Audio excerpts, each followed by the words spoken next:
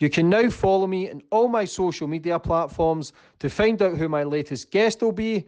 And don't forget to click the subscribe button and the notifications button so you're notified for when my next podcast goes live.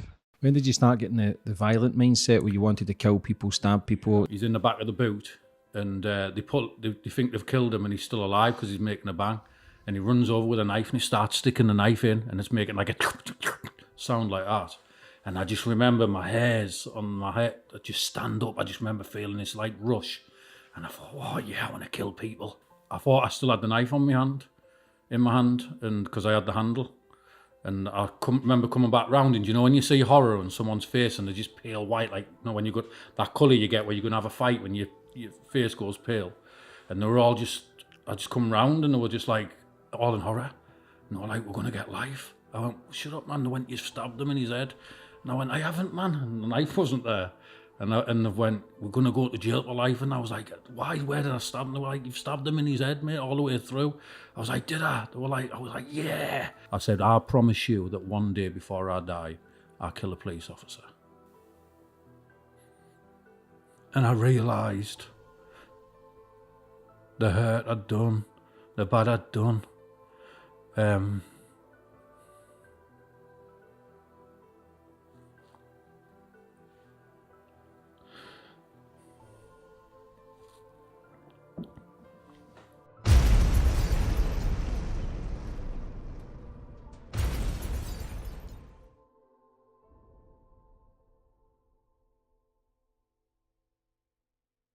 Boom, we're on. Today's guest, we've got Shane Taylor. How are you, brother? Yeah, I'm good. Good to see you. Thanks for having us on, yeah. Thanks for coming on. Yeah. You were dubbed once Britain's most violent prisoner. Yeah. You had mindset of killing people, stabbing people, robberies, really struggled. You've put in segregation units, causing riots in prisons. But first of all, how are you? Yeah, I'm good. Yeah, getting there. Good, mate. It's good to see you smiling. Yeah, man.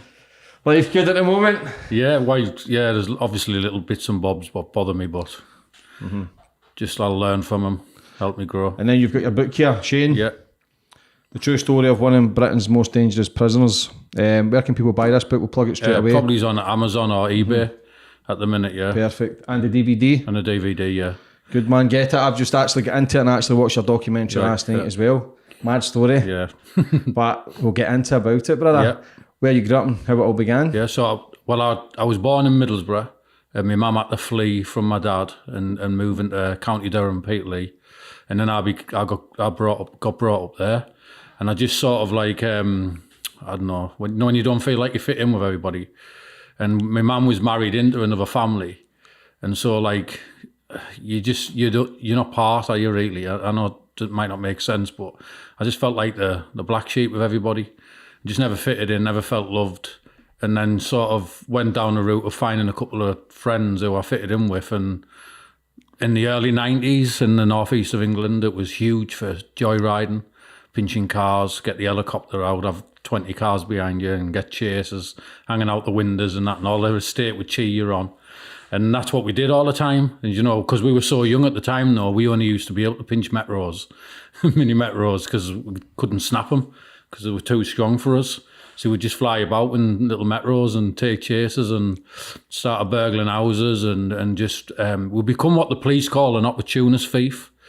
And so you just go out and whatever you come across, you'll do. So if we went round the back of the shops and saw the back door open, we'd creep in and start grabbing all the boxes of clothes and stuff like that or whatever. And I remember once, this when I was really young, I got sent to a home because back in the day, they couldn't do what they do now. All they could do when you were under 15, under 16, they could just send you to like a foster parents or a home, and they sent us to this place in Durham. I met this lad from Bishop Auckland. We ran away straight away. I was only there 2 hours.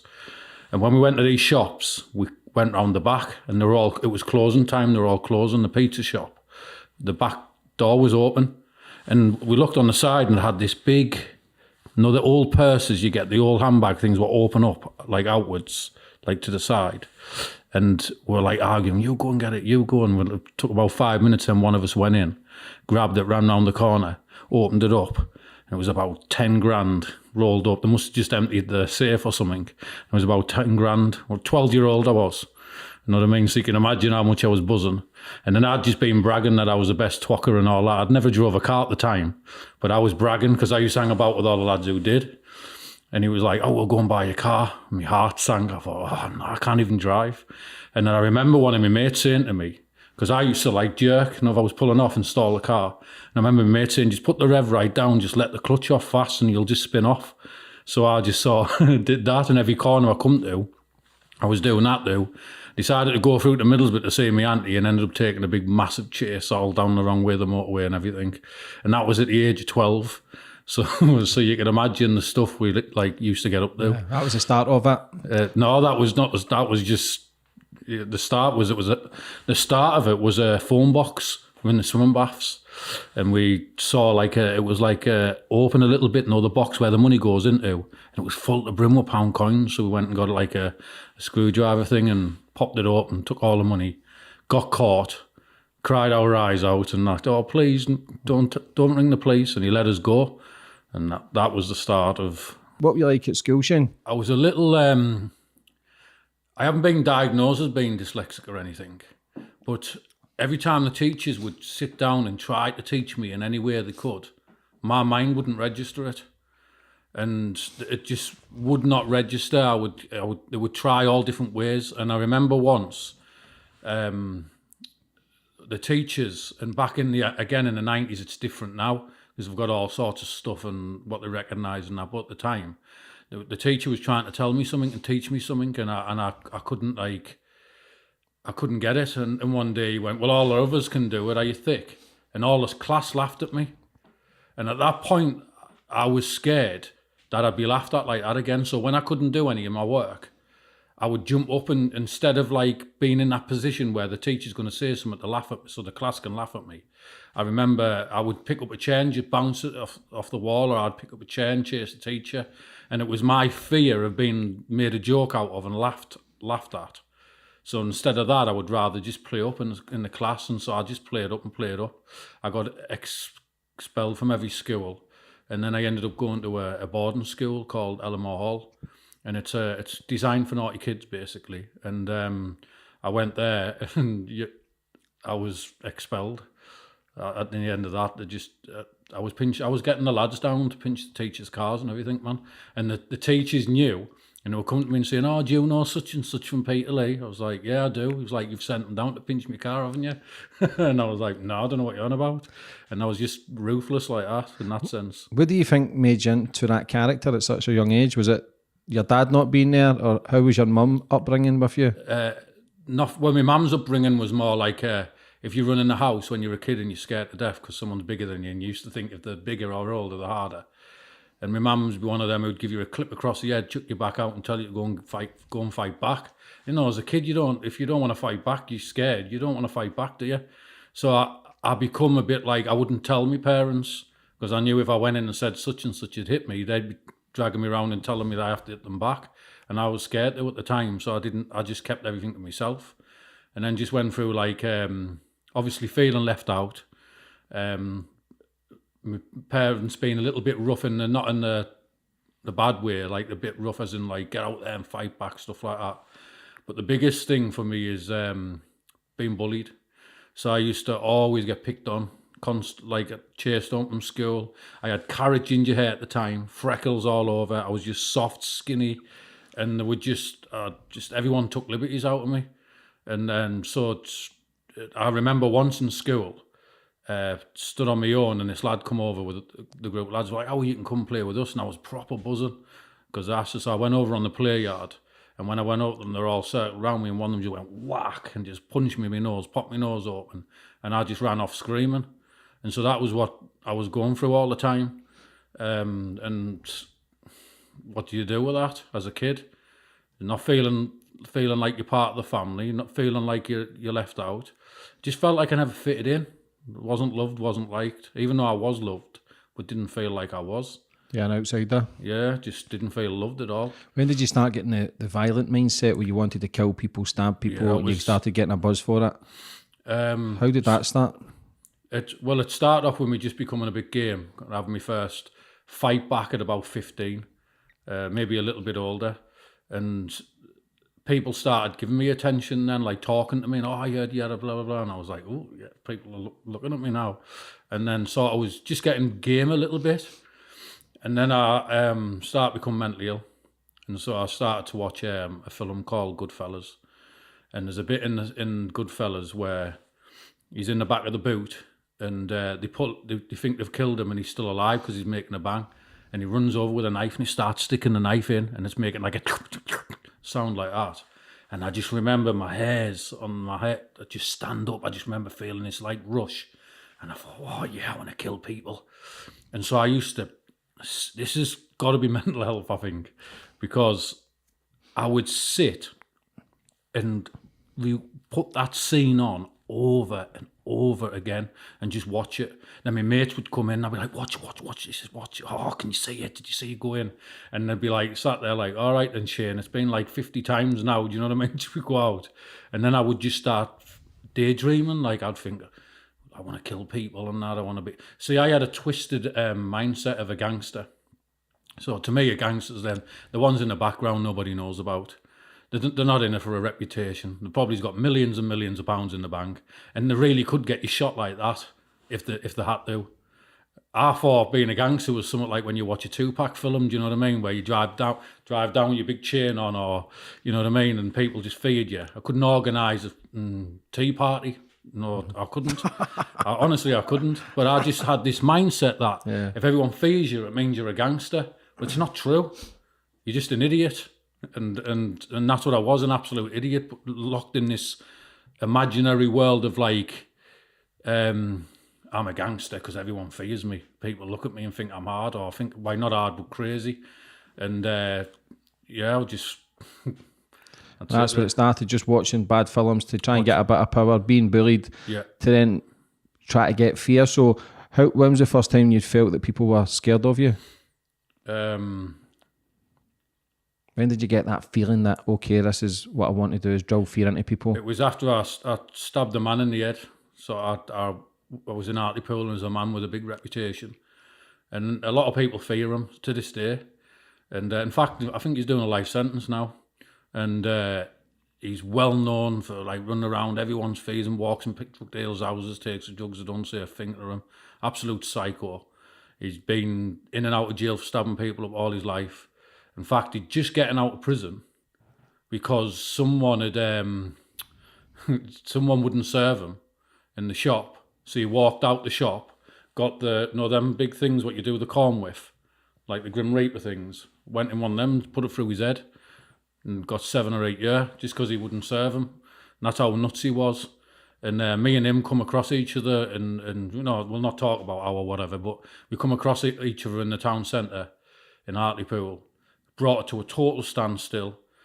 He pulled out a hammer. I pulled out a 9H kitchen blade. And he ran at me, smacked me across the top of my head, and as he smacked me, I stabbed him straight through his head. Sort of come in his head there and come out there. Knife handle snapped off, and I'd done one. Everything went black for me anyway. I can't remember it because I used to, at the time when I had my problems, I just remember starting everything. And then I'd wake up like half an hour after, not even know what happened or out. So what I'm telling you is from the depths and from the witness statements and from my friends who were there, because I can only tell you how it started. But what they said is, he hit me with a thing, I stabbed him, the knife handle snapped off, and someone was shouting police and everyone ran.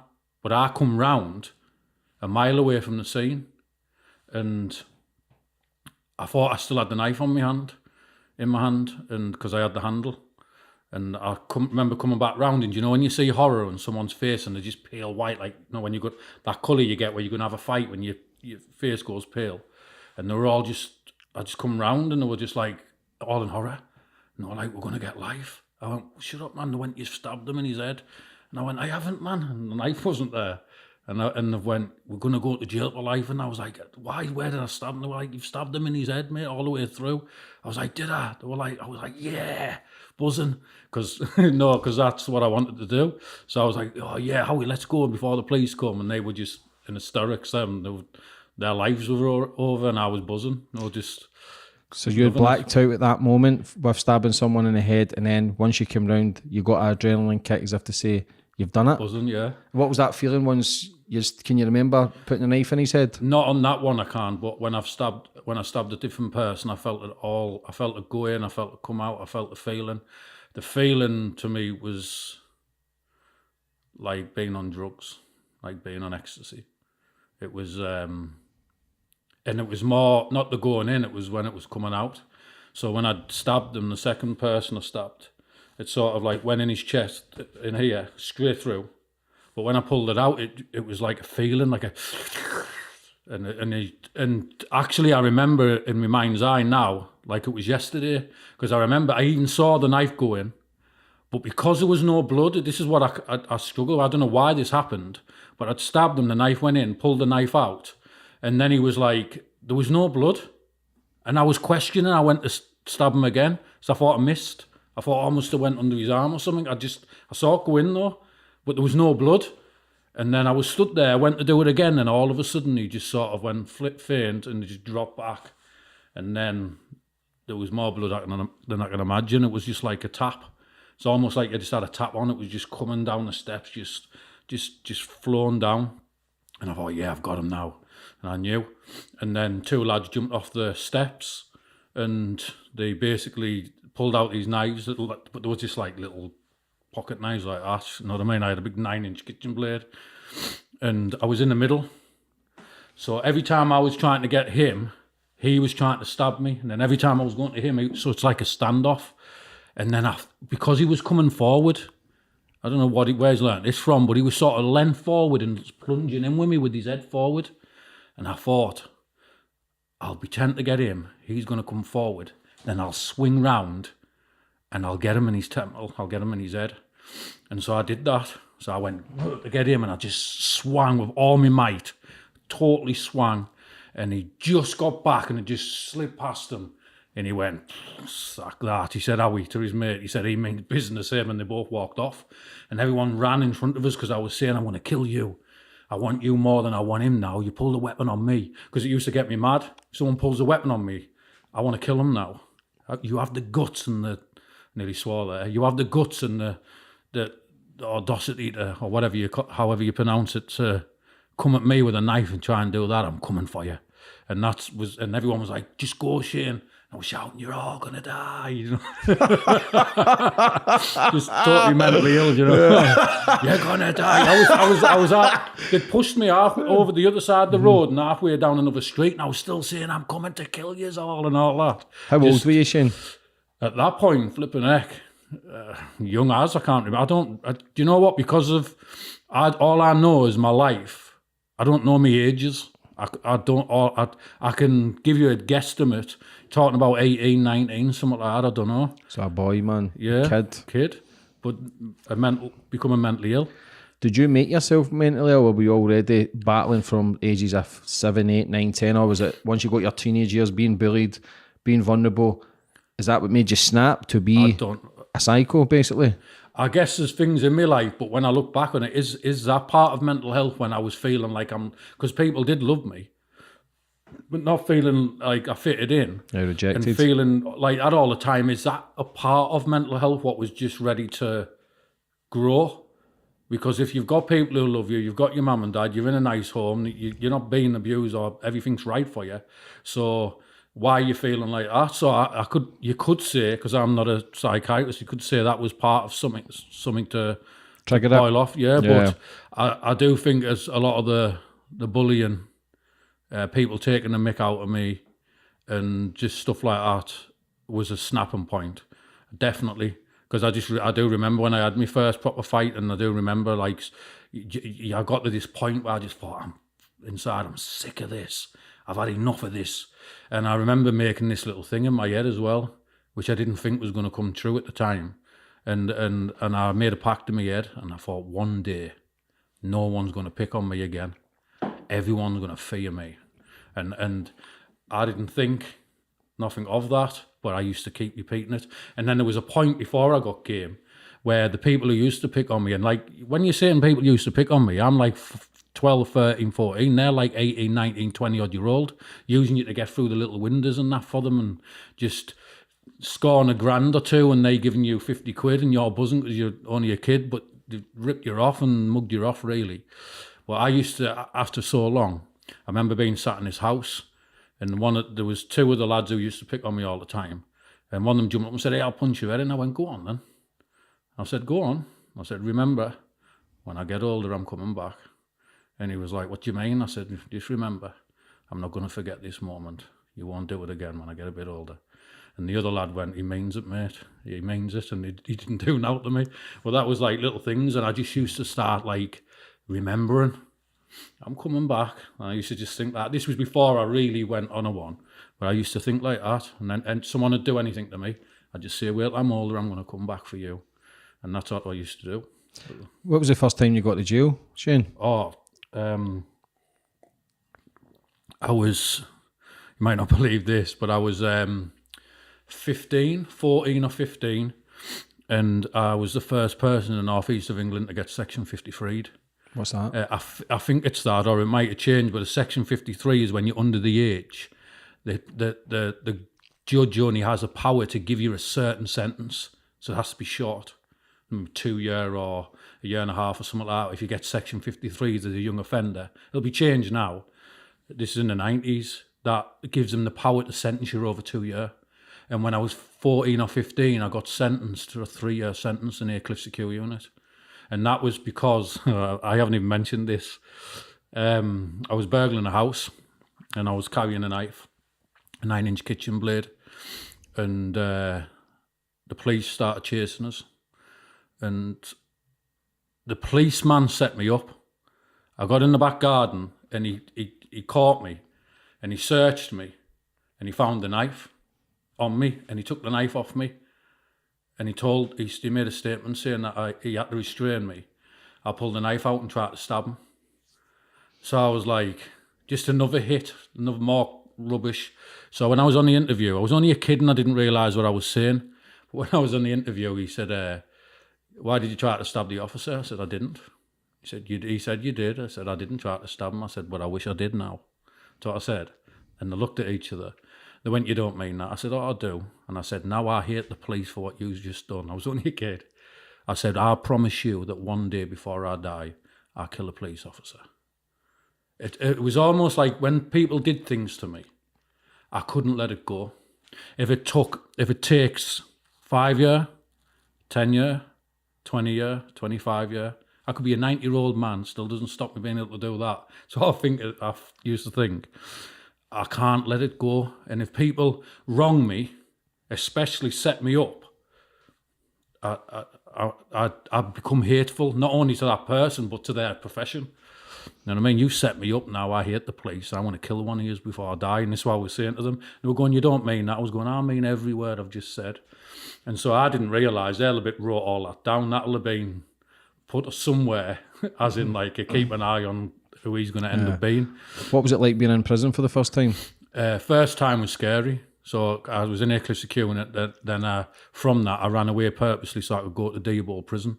So I went to HMP Deobald, young. I think I'd just turned 15, 16, something like that.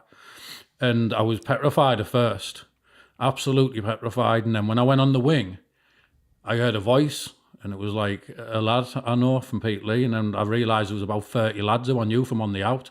And one of the lads had the wing boxed off. So as soon as I knew that, I was buzzing. And then I decided I was sick of that. So I had my first riot. I was only a kid, and there was this lad called Stephen Russell. He gets nicknamed Beady from Sunderland.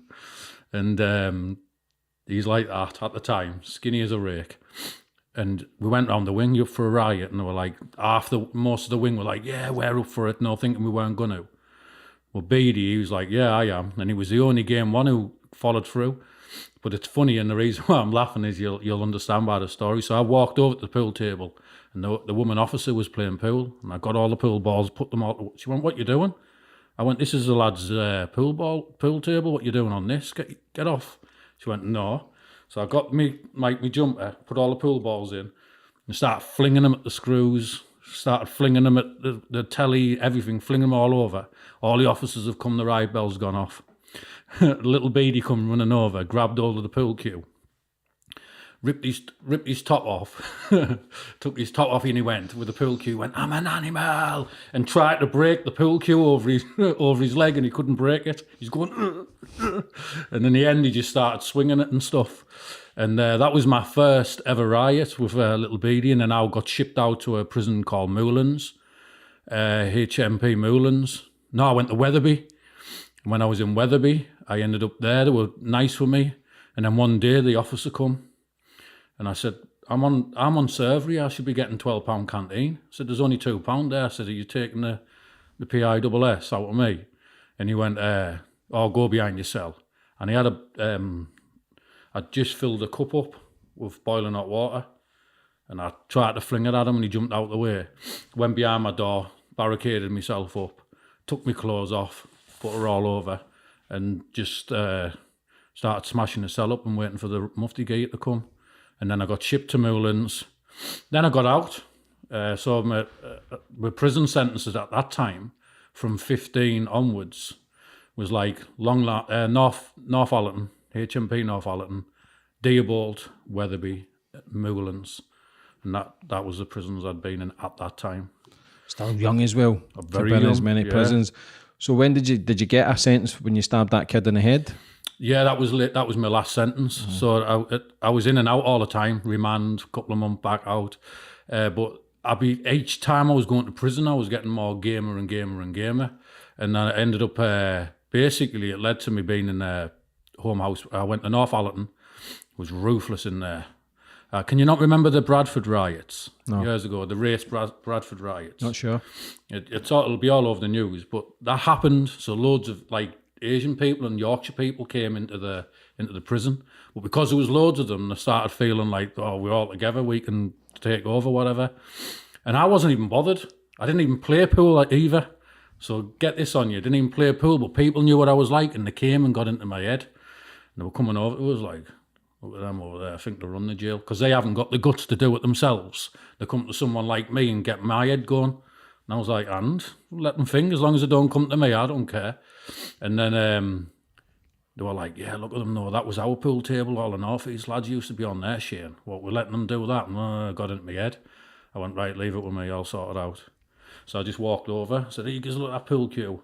Cracked, smacked it, went for his head, but he put his hand up and I snapped his wrist. But I jumped into the doorway, and when I jumped into the doorway, the officers didn't see me, and they all started battling with the other lads. They ran past all the lads who were fighting and come to me. They never seen me do it. I did it and got away, and they ran past them, dragged me to the seg. And that was crazy. And then there was another lad from London, and I've later found out that he was meant to be a bit of a face down there, so I'll not say. But he come up, they got shipped out from a riot and they come up north and there was loads of them, these black lads. And he started running around it. So in the exercise yard, what happens is you'll have all the Middlesbrough and all the Teesside lads over there, all the County Durham lads, and they'll mingle every now and then, but all the main lads from their own areas stand together. So it was me, Pete Lee lads, and he just started running up because he wanted to ship out, because he started running up. There was about 50 Middlesbrough lads, and he ran up to them going, and they were all jumping back, all of them. And then he ran up to the Sunderland lads he was doing, and they were all doing it, and he got to me, and I just ran over, swung a couple of punches, and then I saw all the black lads jump up, and I thought, yeah, that's for me. And when I looked behind me, I heard someone say, oh, Shane, we've got your back. The whole of the prison was stood behind me. These are the ones who were all jumping back and were patting themselves. They're all stood behind me saying, I've got your back. And then I went down the seg for that, me and him. He shouted some stuff out. I said, I'll see you on the back on the wing then. Went back on the wing and I walked past him, and he sort of did a thing with his lip. You know when they do that thing when they go, he did that as I walked past him, and I had a metal tray. They're not like this now, the plastic, but it used to be metal. And I just turned round, bounced the tray off his head, and just started scrapping with him. And the screws, the screws didn't even restrain me, because they knew what I was like. They went to him and restrained him and told me to get up nicely and took me off. What height in that were you then? What weight? Because you're a big guy, man. Was it 6'3", 6'4"? I wasn't as... I got even bigger. I was massive at one point. I was like ripped up and big, full of steroids, weirdo, mentally ill. But I'd say at the time when I started doing that, I would say I was about 16 stone or something like that. And I was just running around. Yeah, it's just, I don't know what happened to me, to be truthful. All I remember is I was just a soft person, started getting a little bit game. Next thing I know, I'm willing to kill everybody, like literally. And I'm not one of them, do you know? And I've always said this, you do get a lot of people who carry knives today, but they're not willing to kill. And if they do, it was all out of fear. There's a difference. And it might sound crazy, but there is a difference when you have someone who is willing to kill, and his whole purpose of having that knife is that he wants to kill. And he does not fear one, because I've seen people fight with knives or big swords, and they're slashing at each other. And they're slashing. If they had an intention to kill, you only have to go over once and just go, boom, straight in his body, pull it out. He's going to hit the floor because you've got his organs, or he's going to die. So slashing at people and getting the outside of the skin, for me, is you're not intending to kill. You're just trying to put fear into the other people and stuff like that. Many people do you think you've stabbed? A lot. Yeah. I've been caught. I've been... what I mention is what I've been caught for, but stabbings and about serious ones, about 15. And everyone you enjoyed? Everyone. Loved it. I loved the everything, the fear in the faces, the running into people's houses. The only thing that really, really bothers me is an image I've got in my head, upsets me still, is I didn't care about what I did and who was around. And I'll never forget this one image when I've smashed in a house with someone else, ran in and knives to the throats, and the kid screaming, and the mum having hold of the kid in total fear. Do you know what I mean? Like total fear, the kid screaming, and you know, and me pointing the knives, you know, shut the fuck up, you know, or sorry for swearing, and just absolutely, I can't get that image of the fear out of my head. Yeah, it must be difficult, especially at that stage, willing to kill. If you're killing somebody's kid as well, the fear that their mum and dad will also have. And it's not, I wouldn't have done that. No, but killing somebody's kid, like if you stab a kid, it's still somebody's son.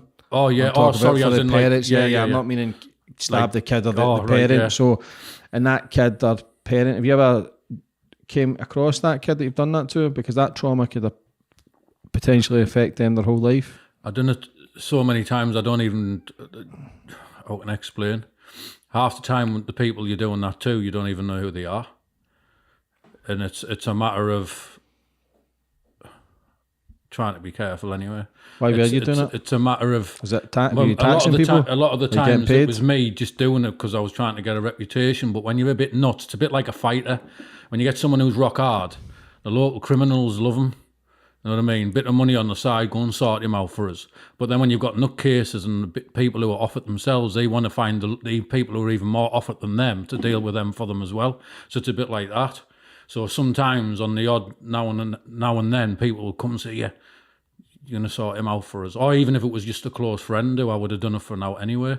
And it was all things like that. But the majority of the times was just for me to get my reputation and make people fear me. Yeah, there's always consequences and repercussions. How many different prisons have you been in, Shane? I don't know. I've lost count. North Allerton, Dearbolt, Wetherby, Moulins, Home House, Durham, Brixton, Franklin, Full Sutton, Long Larton, Whitemore, Wakefield, Seg, and a few others. Were you just getting ghosted around, or were you just... It was mainly going from the dispersal prison, going round, doing your rounds, because once you're in them prisons, the top security prisons, it's like you don't, unless they deem you're getting a bit better and safe, you can go down. But I was always in like Franklin, Full Sutton, Long Larton and Whitemore. Then I went to Wakefield, Seg, and they wouldn't put me on the wings. Then I would go to back to the Seg in Whitemore. I'd just done years and years and years and years in the dispersal prison. It was just constantly in the segregation unit, constantly. Were you happy in the Seg? Were you happy in prison because you were away from your own demons? You couldn't hurt anybody anymore? What was going through your mind? Just it wasn't that I wanted to be on the wings and that, especially when you get TVs and that, and you can watch EastEnders and that. You know what I mean? But it was just my mindset was set on this war with the system. I detested them for what they were doing and for how it all runs. And I was just constantly set on revenge, set on battling prison officers, set on being an idiot, set on fighting people when I could, and selling drugs and getting me canteen and getting extra stuff. Like, so I was getting steroids in as well. And just, that's all my mind was set on, really. I wasn't set on. In fact, I lost the set of getting out at one point. Didn't even care if I got out. Did you give up? I guess that's what you could say, yeah. Give up on everything. So when you stabbed the kid in the head, what was your sentence for that? So I got 4 years, 9 months because the charge got knocked. So it was attempted murder originally, but you if you're solicited as a good job, you get you knocked down. So it went down from attempted murder, and I think he got it knocked down to rather Section 18, or was it Section 20? Section 18 or Section 20, and I ended up getting 4 years, 9 months. And then what? Yeah, you didn't get out. You stabbed 2 coppers. Yeah, so that 2 security guards. Yeah, so when I was in the prison, in home house prison, I used to love my gym, and when I loved I used to train, and they started taking a mick and not let me go to the gym. And one day when they didn't let me out, I just knocked on the window to the officer. I said, "Why aren't you letting me out of the gym?" He went, "Oh, what a pity." And I said, "I want to get you." And he didn't believe me. And see, my mates who knew me know that because I used to have a belief, if I say something, I have to follow through with it. So I used to go to someone and say what I was going to do, because I knew then that if I didn't do it, I'd get paranoid, and they'd start going, "Oh, look, said he was going to do that. He's an idiot. He hasn't even done it." So I would do that deliberately. So I set a plan in motion and went out on association. I had a big, massive coffee jar about that big. And I went out in association with it wrapped in my towel. And I went up to these 2 lads and I told them to go to the end of the wing and talk to the officer. And I said, when it all kicks off, just stand in front of the gates. They can't get off the wing. And they went over, started chatting with them. As they were chatting with them, I went up to another lad and I just said, "Right, see the officer over there." I said, "Chuck the pool balls at him." And he had some problems as well. And he was like, "I don't know." I said, "Just go on, just do it." And got into his head. I said, "Once it all kicks off, I'll deal with it." So I went and stood up against the wall, and to his word, he just picked the pool balls up, started flinging them towards the officer. The officer got up to get off the wing. The lads jumped in front of the gates. He pulled his baton, and he had no choice but to run towards the lad who was chucking the pool balls. At this point, I pulled out the jar, smashed the bottom off, and ran over and just started slashing and stabbing him. And then another officer come, and I stabbed him as well. And that... different ball game then to the system. So I was done for, I think it was, I can't remember what I was done for, but I ended up getting an extra 4 year something on top of that as well. And again, that was, the charges got dropped down. And would you ever, when you says earlier, was you just willing to die in prison or kill someone in prison where you'd have been in the system for the rest of your life? Yeah, I lost the feeling of love and care. A dark place to be in, because it's a mask. You see, I just remember it was always a mask. I was always like this little not little horrible, this little soft inside. Didn't really want to do stuff, but I had fear of like if I wasn't liked, if I wasn't feared. I had this fear of not being like that, and so I was like scared all the time inside. So I'd put this mask on like I was buzzing and just super game, which I was. But then I just all I remember is the dark place I had. That the mask is that I was in a dark, lonely place. Didn't care whether I got released. Didn't care whether I got out, and just totally give up on life, like totally, like death would have been a good thing. Were you ever suicidal? No, but I would put myself in scenarios that could have killed me, and purposely. But I thought I'll go out with a bang. This is what my mind's like. Death is good, but I'll do it right, not cowardly. I'll do it in a way where I'll go on a rampage, and I'll start killing people and stabbing people up, all these gangsters or these faces, whoever they are. And then I'll just go ruthless and let them kill me in the process. And I'll leave with a big bang. That's my mindset, which is crazy. So it's like suicidal, but not suicidal.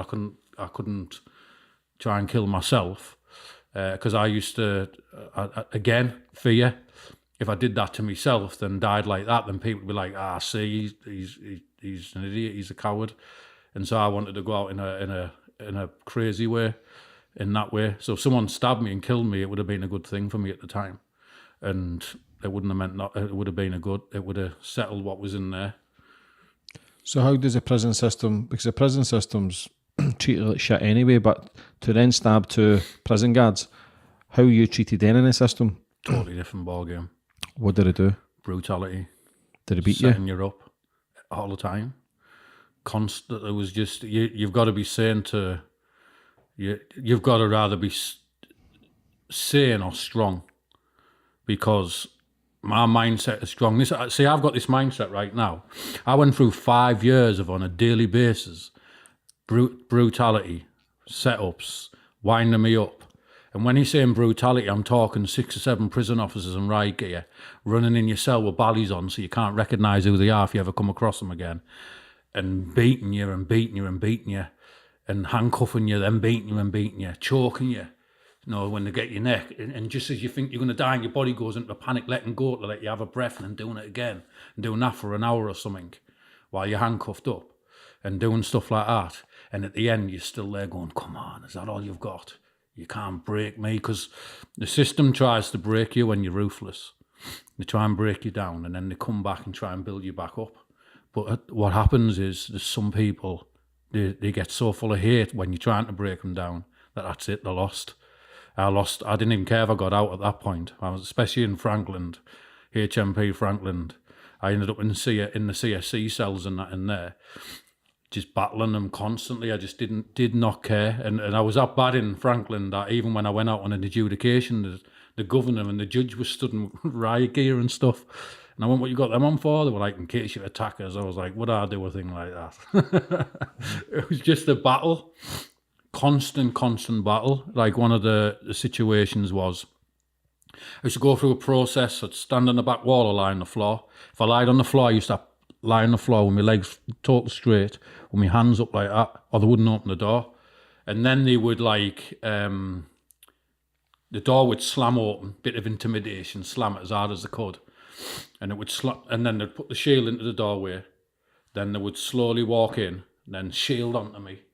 And then when the shield was onto me, they would like tell me to put my hands off my head. This is crazy, this for a process, just to go out and go on exercise.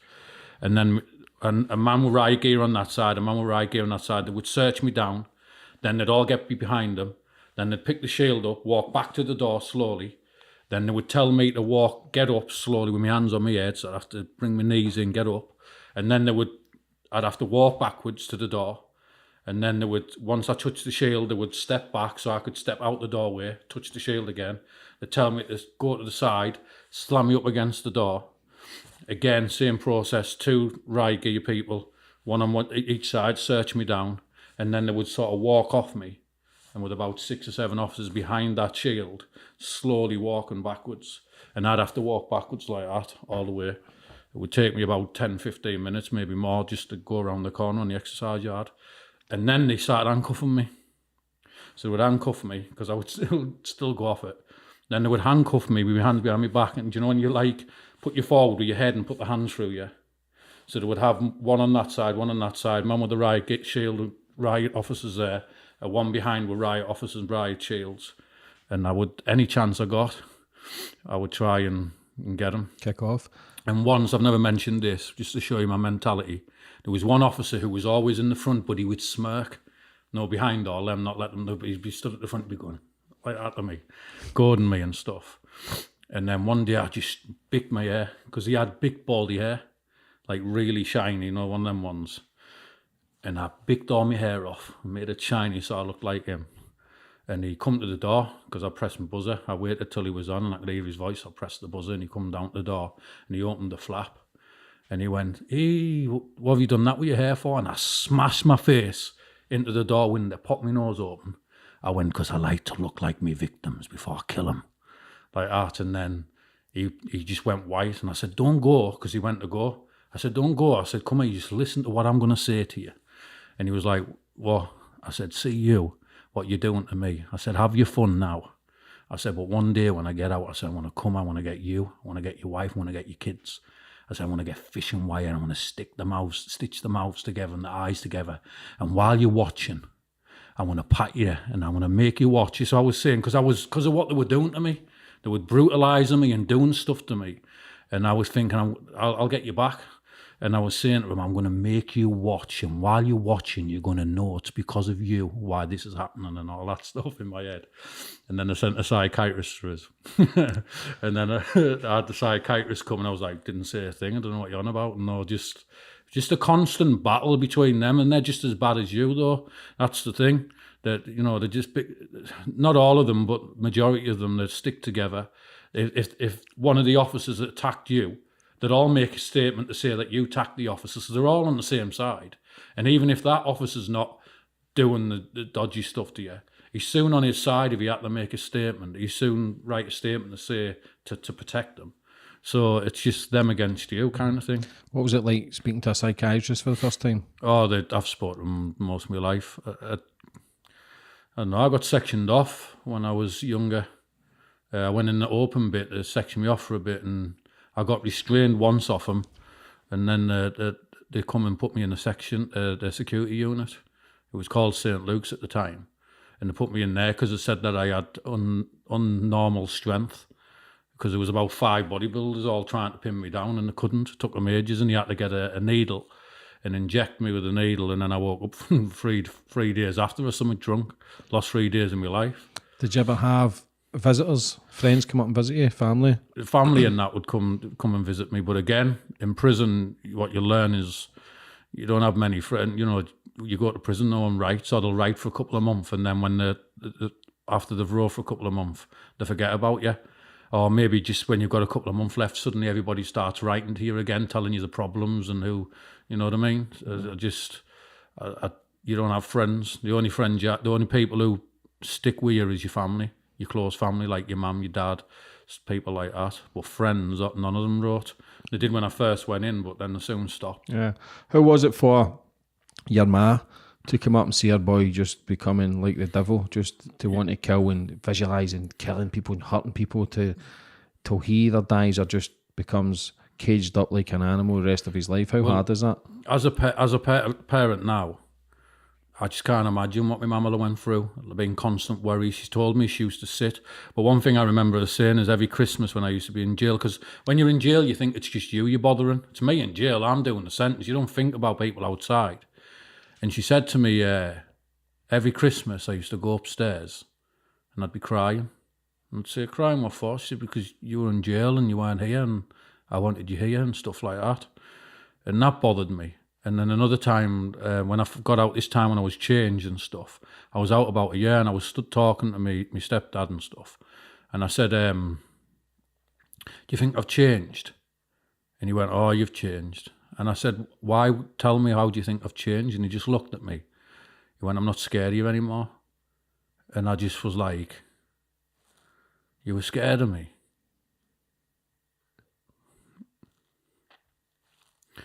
And that bothered me. And that's difficult to be then, want to be feared of everyone, not realising your own family's becoming scared of you and fearful. I'm just an idiot. Simple as that. But the beautiful thing about you, Shane, the people will be watching this and the interview and thinking, man, this guy is off his fucking head. But the beautiful thing is you've actually changed your life.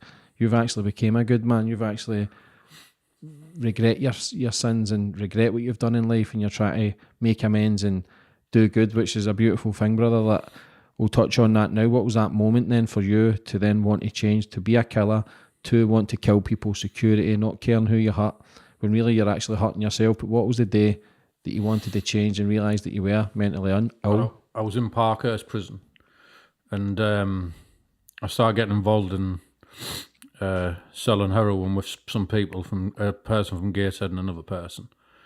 And then I put a hit on an officer, 10 bags of heroin.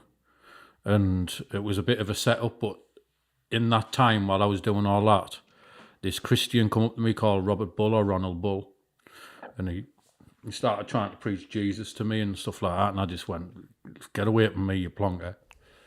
I said, unless God visibly appears like you now, I'll never believe.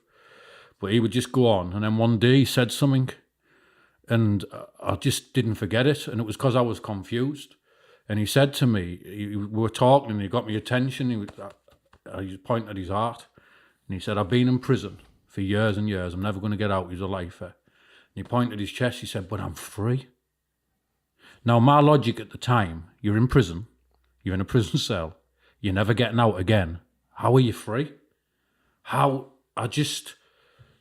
I think, how didn't I get it? But at the time I was thinking, how can you be free? What does he mean? So I went back to my cell, and it would just bother me. I was sat on my bed thinking, like, what does he mean? How is he free? He's in jail forever. He's never getting out. How is he free? What does he mean? And then he chucked these little Why Jesus leaflets, and then I ended up getting dragged to the seg for what I've just said. So that was the first incident of a little encounter with something making me think. And I ended up going to the seg for subversive behaviour. They were saying I was trying to use some authority to overthrow other authorities. There was a little bit of truth in it, but you know what the system's like. By the time by the time they're finished with you, you're Pablo Escobar or something, when really you're just a little idiot selling a few things, you know. And then subversive behaviour for that, and then obviously part of smuggling drugs into the prison. And then when I was in the seg, I went on a dirty protest, kicked off, and they just said, right, you're going back to the top security prisons again, you've had your chance, that's it, boom, straight back to the top security. And I ended up in Long Lartin in Worcestershire, ended up in HMP Long Lartin, ruthless jail. And after a couple of weeks being in there, they opened my cell door, and they said, go to education. So I was like, oh yeah, buzzing, they must be getting me education class. Went down, and just so people know the seriousness of this, especially in a top security prison, they've got what you call movements, and they'll come to everyone's cell, gym, visit, works, and you've got to go to your destination. When you get to that destination, there's 2 officers with a clipboard, and if your name's on the list, they'll let you through, and if your name's not on the list, they're meant to send you back to the wing. Now, if you got through and you escaped, they could lose the job. If you got through and you weren't meant to be there and you killed someone there, they could lose the job. So it's serious. So I gets there and I said, oh, your name's not on the list. So I made a fuss, and I must have done their heads in, because one of them stepped back and he went, go to the chaplaincy. And so I walked down to the chaplaincy, but I was just buzzing, thinking, I don't have to go back to my cell. So I went into the chaplaincy, walked in, and there was a circle of lads basically watching this film of this like posh guy. Hello, you know. And they were there, and I just remember sitting down, and I just thought, oh no, it's one of them mad Christian things, you know what I mean? But I thought, as soon as a video finishes, I'll get off.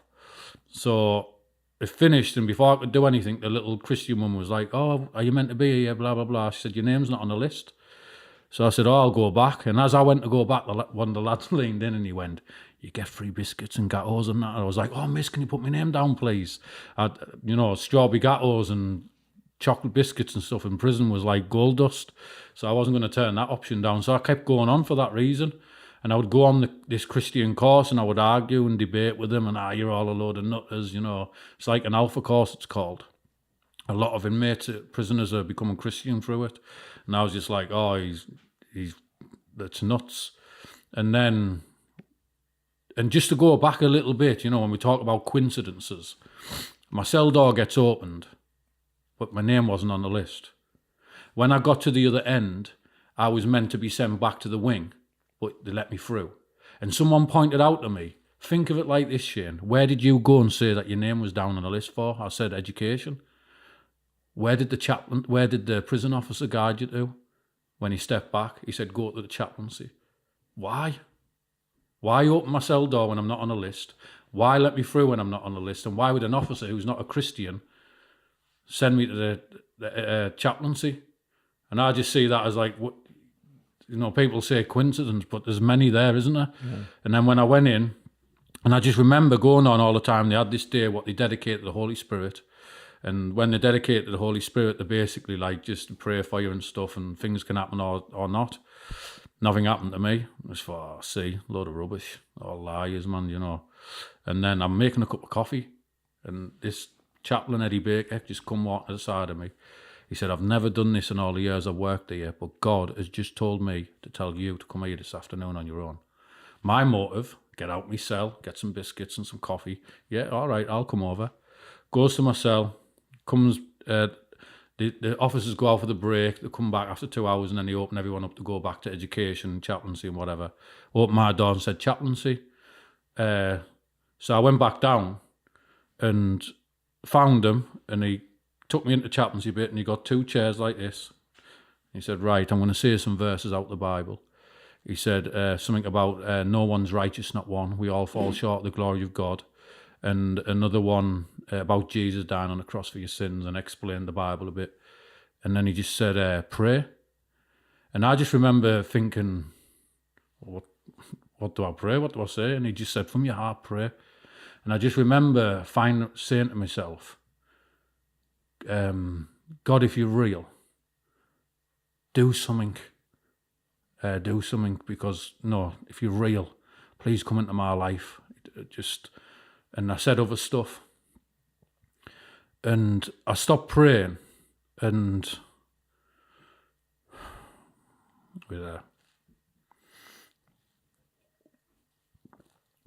this has been over 10 years, and it still upsets me, because it was the start of the change in my life. That second. And I just remember sitting back after I prayed, nothing happened. And as I was talking, I started to feel like an energy feeling in my stomach, and start to raise up and raise up and raise up, and it just shot up my body. And I uncontrollably sobbed and sobbed and sobbed and sobbed. And I realised the hurt I'd done, the bad I'd done. And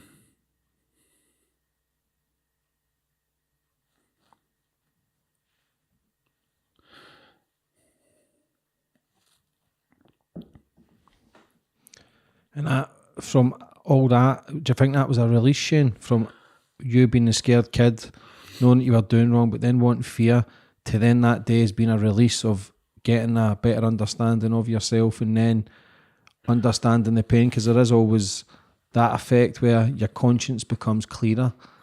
It's maybe clouded or blocked, and then you get a conscience where you understand, shit, look at the pain I've caused. How is that feeling? All I know is, right up to that very moment, I was still active in everything, still planning to kill people when I got out and everything. And then when that experience happened, it was just like I become a totally different person. It was just different. And then I had this sense of God's real. He's really real. You know, I have people telling me all the time, and I think whatever. And then sometimes I would think, well, if he is real, I hope one day he shows me he is. And it was just an instant thing. So I can't sort of put it down to anything, but I'm prayed for. I have this experience, and from that moment on, my life totally changed. I was no longer seeing the prison system as an enemy. I was starting to think logically. It was almost like, honestly, it's crazy. It's almost like someone had just gone in there and just got a couple of them wires what were loose and just connected them back up. And suddenly the brain just went, ooh, all right. You know, it was that kind of feeling. And then I just remember just thinking, wait there a minute. Now I hate the police because they're arresting me and put me in prison. And then I was thinking, but I've committed a crime. I've committed a crime, so I should be. And then I thought to myself, well, I've been going through all this brutality, and I hate the system for that. But wait there a minute, I stabbed the prison officers. What did I want them to do? Come and tickle me feet and feed me coffee. Do you see what I'm saying? Yeah. So I started to realise that my actions were putting me where I was, not everybody else. And that's the biggest problem with every criminal. It's never them. It's always anybody else but them. It's always the one who called the police on them outside, so I'm going to get him back. It's his fault. It's always the police officer's fault because he arrested him. It's always the prison officer's fault because he locks the door behind. When in reality, it's your fault you're there. You committed the crimes. You want to run around ruthless, so it's on you. But criminals never do that. They always put the blame off onto other people. Or they always like, oh, well, I'm not in for that charge. I'm only in for that charge. And they always like justify themselves off each other, if that makes sense. Yeah, responsibility is key to make any changes in your life, no matter how. So how does a man who people class as insane, people see as a threat, security, other prisoners, family members, and then saying that you've found God and you've found peace and you can see that you want forgiveness, do then people still think you're even more crazy? How long does it take for people to get an understanding of you that say, okay, he's changing, or did they think that it was just a scam to maybe get free cakes and biscuits and just another ploy to pretend that you're okay? It took years of getting out. When I first got out of prison, when I was in jail, the number one governor actually made a meeting. They were that shocked that I was running around the wing as a Christian that I remember getting the chaplaincy coming to me and saying, can you come to the number one governor's created a meeting for you. Will you go to come to this meeting? So I went in. I thought it was just going to be the governor. It was this table, probably longer than this room. I had the governor at that end. They asked me to sit at the other end of there, and every chair was full. Social workers, probation, other imams and other religious leaders, the head of the police and the prison or security, they're all there. And I walked in, sat down, and we're like, "Hey Shane, you're due to be out soon, but we've heard there's been a change." And the number one governor went, "Do you have anything to say?" And I started preaching Jesus for him for about 10 minutes. I was going, Jesus is real, he's come into my life and all like that. I was saying he's really real, he's changed me, he's in my heart. You have got to repent and believe. No, I was just a new Christian, didn't have a clue. And they must have all been planning, one by one to ask me a question. But after me chatting away for 10 minutes about Jesus, he went to them, does anyone else have any more questions? They all went, no, you're all right. No, put their heads down. And then I ran on the wing with the Bible. And because I'm known as attacking officers, I ran on the wing with a Bible, and in the top security prisons on movements to stand in groups in case I get attacked. And I remember running up to the officer, and I jumped in front of them, and they've all sort of jumped back as if there was going to be a fight, and they've got ready. And I went, it's real. And they're all looking at each other. I went, it's real.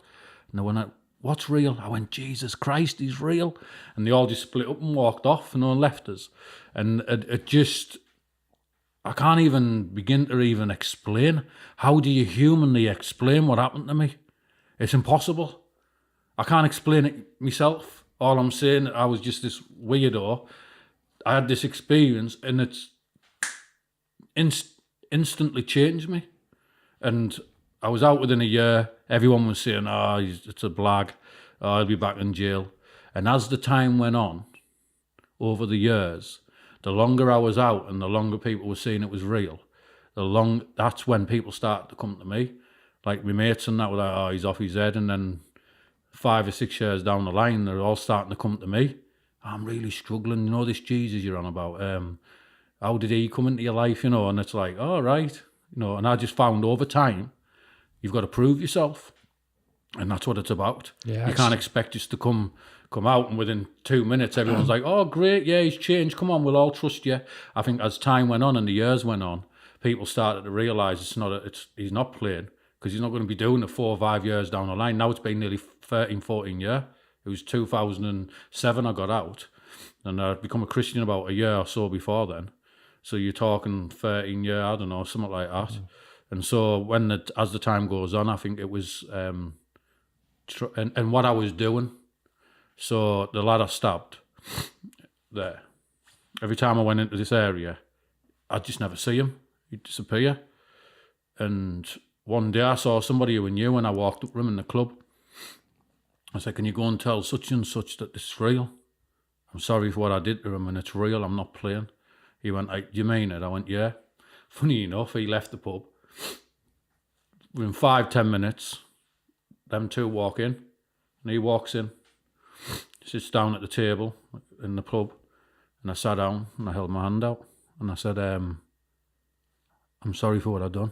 And he said, takes a big man to do what you've just done.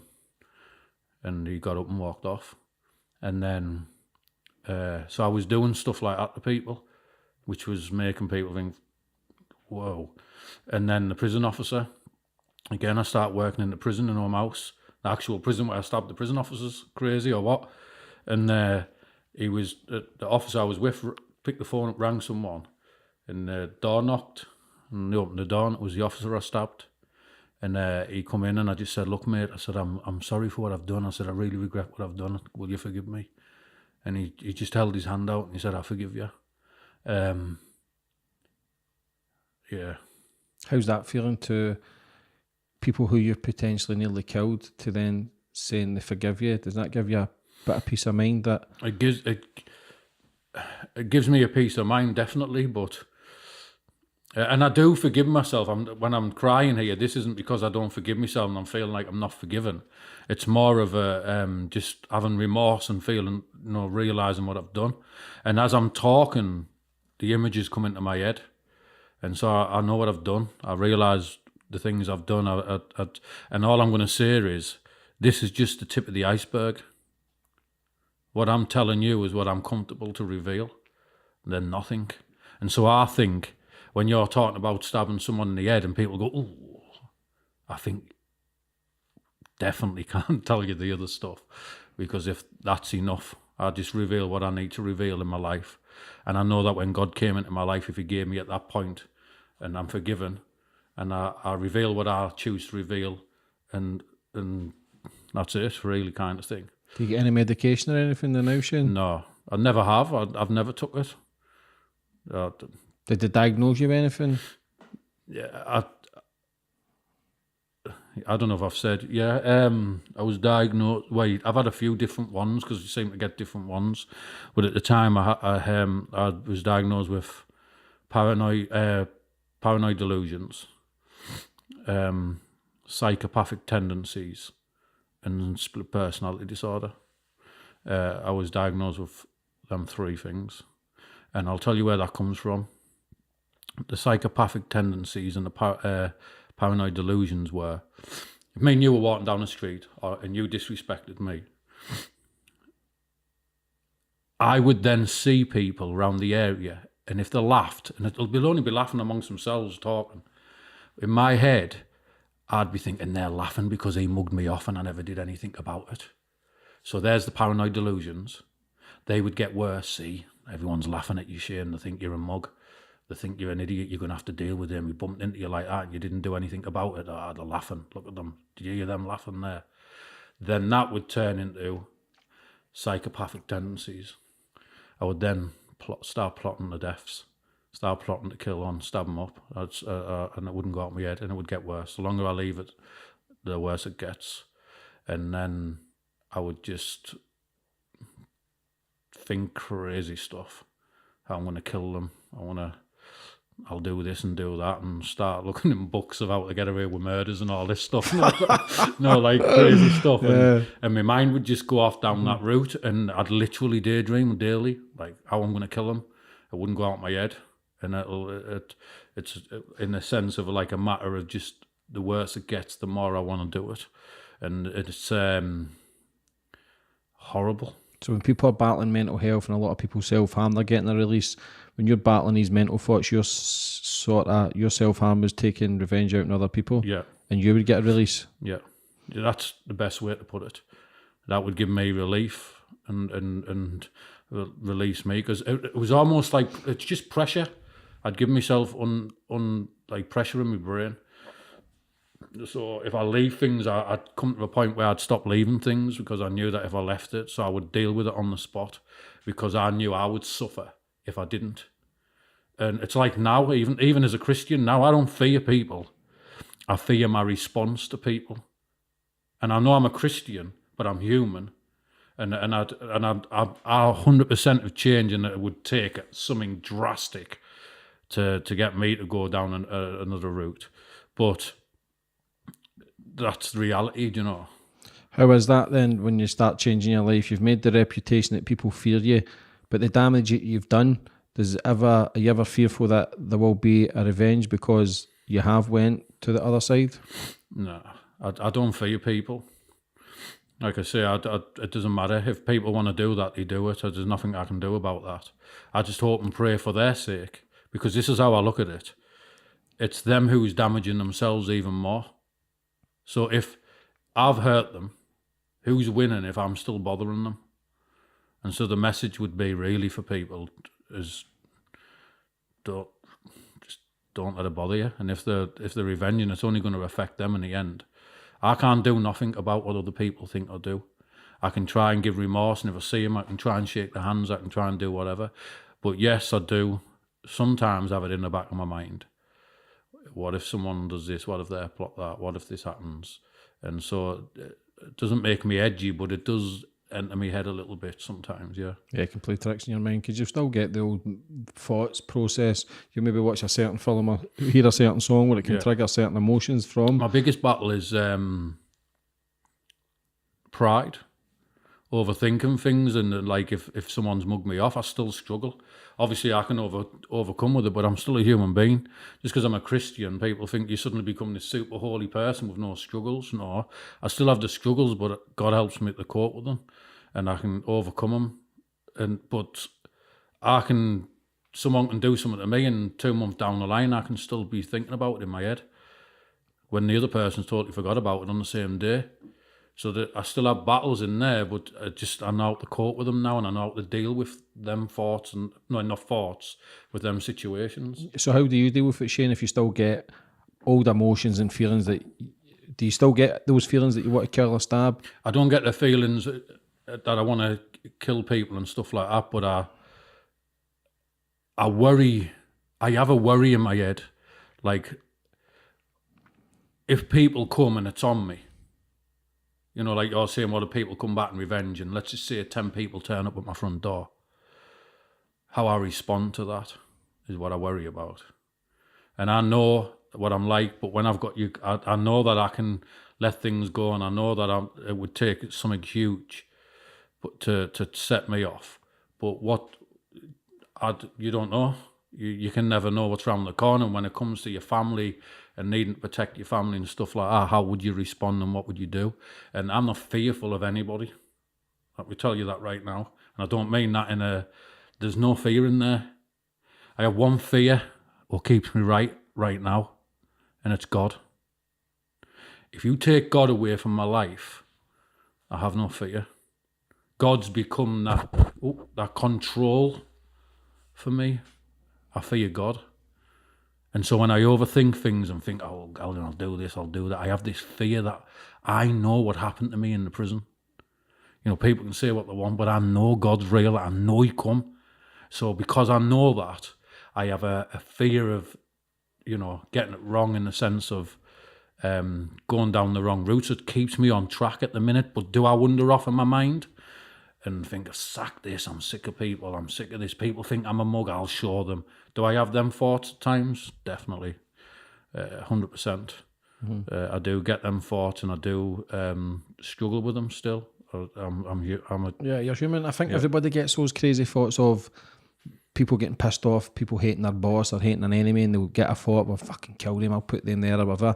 But the thing with you is you'll back it up, so it must be scarier for you. Like, people drive down, will think about other things, and we get crazy thoughts. I get crazy thoughts, but I was never to the extent where I would follow anything through. You just get a sense of relief of thinking of fucking punching out somebody or harming somebody that you hate, that's done harm to you, your family. Like, there is a good feeling from it, but then you feel tired after it. But for yourself, it must be harder, because you can go down, you can go that extra inch. Me. Yeah. I have that fear. I don't, like I say, I do not fear people. Honestly, I don't know why. I don't know if is that weird? Is that a problem? I don't know. But no one scares me. It does not. Someone ran at me and pulled out a gun now. Shoot me. It does not fear me. I don't know what that is. I don't know if that's still a problem or not. I'm not sure. But I don't fear people. It doesn't bother me. What about speaking to somebody now? Have you spoke to anyone, psychologists or doctors? Well, I've been out of prison for over 13, 14 years now, and I'm sound. How old are you now, Shane? 40. Still young. Yeah. So what's your daily routine like now?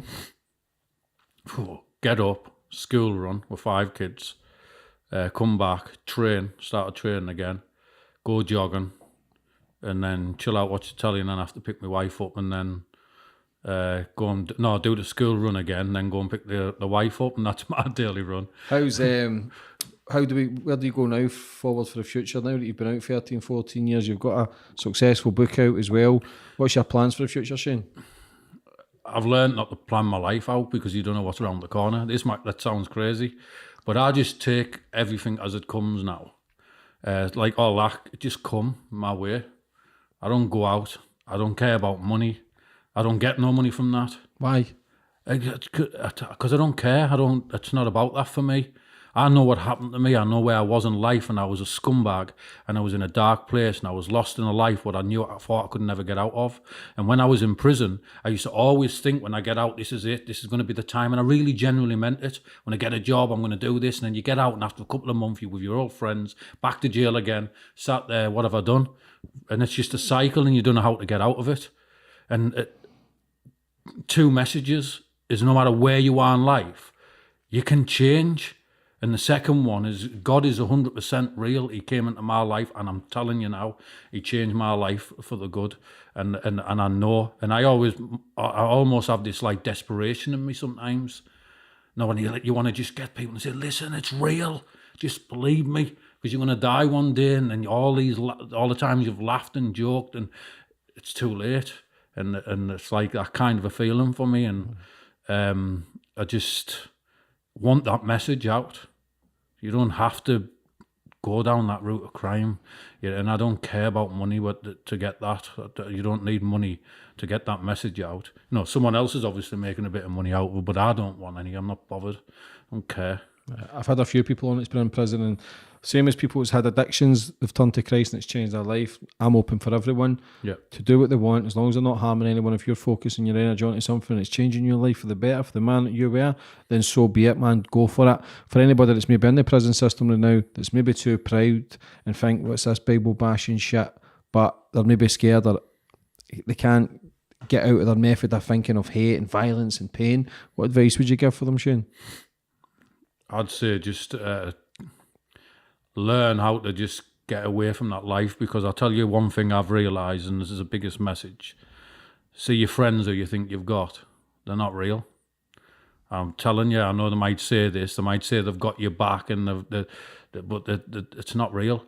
And what I've learned is, say you've got like a lass and some kids outside, and your mate comes to you, and you class him as your best mate, and he says, "Our mate, we've got some graft. Howie, let's go." Is that a mate? When he knows you've got a family to look after, and he's putting you in a position where you can go to prison, so you won't be looking after your family. And this is what I started to think like. I think your logic needs to change on what your loyalty is to people, because it's just, they're not for you. They want you with them so you can go and do stuff with them and stuff, but they're not there. And when you go to jail, think about this for majority of prisoners now. When you were in jail, how many of your friends who you grew up with are writing to you right now? I bet you it's your mum and maybe your auntie and maybe your lass.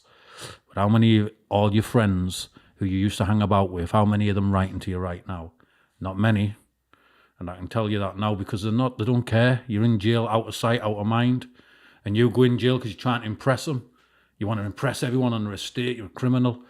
And then when you go in jail within a year, you forgot about. No one wants to know. Yeah. And that's the only lesson I can say, because I don't think inmates will listen anyway. They're stuck in their thing for now until it's time. But that's the only message I can say, is just look at who's writing to you right now, and you'll see who your pals are, and you'll see you don't have many. And when you get out and you go down the right path, you meet people and you see different morals, what makes you realise that you were living a different life. Do you feel as if you get used a lot, Shane? 100%. For example, like I've just said, no one would write to me for years and years on end. A year before I'm getting out, suddenly I'm getting all these letters off all my friends and family telling me all the problems and about how such and such went round and did this to them. And I just started thinking, you haven't wrote to me in 7 years. Now I've got a year left. suddenly you're writing me, telling me problems, because they want me to get out, you see, because I'm known as being a nutter, and they want me to go and sort the problems out. They're not friends. Why, if they wrote me all the way through my 8-year sentence, and fair enough. But that's what I just realised, they're not your friends. Like one of my family members before, when I got out, my wife fell pregnant, and my cousin got done in. And he come round my house with a bloody nose, and that I was like, oh, what happened there? He said, I've got done in. How will you come round? What are you doing for us? I was like, I've got a lass who's pregnant. Went to their house, my auntie's house, a couple of doors after. A couple of days after, she went, oh, how come you didn't sort the lad out? I said, I've got a lass who's pregnant. She went, well, I would have visited you, wouldn't I? And I just thought, you selfish. So, like, I'm going to leave a pregnant wife out to deal with it and bring her own kid up because you wanted me to go and do something like that. And I realised then, I thought, even my family aren't even for me. They're all for themselves. And then when you don't have the reputation anymore, your friends take the mick out of you, your family take the mick out of you, they think you're a mug, and they no longer want you anymore. And that's why I realised they all just wanted me round because I was a nutter and I had a reputation, so they could all use my name. And so I dropped everybody out. Yeah, getting used. That's the scary thing is so many people get used and they don't realise it until it's too late. Yeah. But at least you've realised that, which is a good thing. You're still young to plan for the future. I know you don't like planning, but just keeping ahead and doing what you can do, live your best life. Like, it can be difficult, especially in this environment, but fair play for your change, brother. Would you like to finish up on anything, Shane? No, just, you can change. You know what I mean? And I was the worst. I was described, and I'm not saying this to big myself up because I'm not, but I'm just making a point. As I was described as one of the 6 most dangerous prisoners in the UK. And for me to go from that to where I am now, if I can do it, you can do it. You just got to put your mind into it. You've just got to think, I've had enough of this, no way. I want to prove people wrong, I want to do this, I'm going to do that, and just try a totally different life. Biggest mistake for me is wasting all that life in jail. When you finally want to change your life, you've messed your life up that much, you're not educated, you've never had a job, you give yourself a criminal record longer than your arm, so it's harder to get a job. When you finally do change, it's 10 times harder for you. And so it's just, do you know what I mean? It's just hard. It's just, you don't want to be at that point where you regret your life. You don't want to be at that point where you're sitting there thinking, oh no, why didn't I just do this all that time back? And you can do it right now. You know, if you're in prison, you can get out of prison and decide on that day, I'm not going back, sack all this. I've got my mum, I've got my dad to look after, and, you know, and think of what you do to them. You know, I didn't realise that my mum used to go upstairs and cry. You know, you think you're in jail, you think of yourself, but you've got to remember you've got a mum who loves you, and on them special days when she's hearing all them other parents talking about oh, my son opened his Christmas presents, oh, and you're stuck in a jail and she's not seeing you, how do you think that feels to them? It's crazy. And when I was doing this, and it is a one for people who love the money, is I was doing this course, and one of the questions they ask you on the course is, if you were to give your child a choice, have £20 million on Christmas Day, or have your dad for Christmas, or have your daddy with you, which one do you think the kid's always going to choose? And it's always going to be your dad. So when you're stuck in jail for 15, 20 years, missing 15, 20 years of your children's lives, remember that they'd always chose to be with you. So as a parent, why can't you choose to be with them? Instead of taking your risks, and in your risks, especially when you're selling drugs, destroying other kids and destroying other families while you're at it. Because that's another thing I disagree with. You always hear people on the streets, so I'm carried away, but you always hear people on the streets, don't you, about criminal, oh, I hate that baghead, he does this, burgles houses, I would never harm a child, I would never do this to a woman. But see, drug dealers, know what they don't realise, they do that every single day. Not directly, but they're doing it. Destroying families, destroying kids and having a good upbringing because the mum's full of drugs, and destroying society.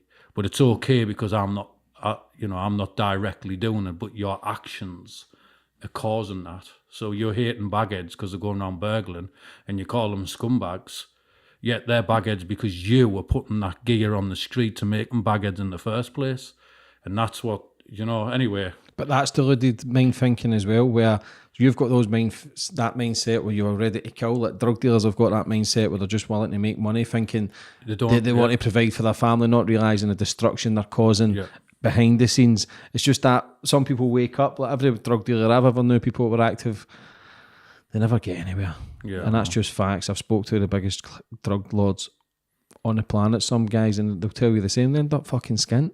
Yeah. Like you spoke earlier, you wanted to be a gangster, but the real gangsters are the one with suits that fucking that are sitting behind the scenes making their money. And like life is a weird thing. But do you know what, brother?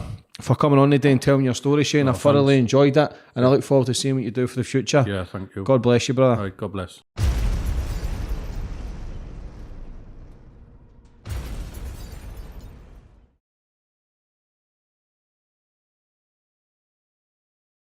Check out more of my podcasts on the right, and be sure to like, share, and comment your thoughts on this week's podcast.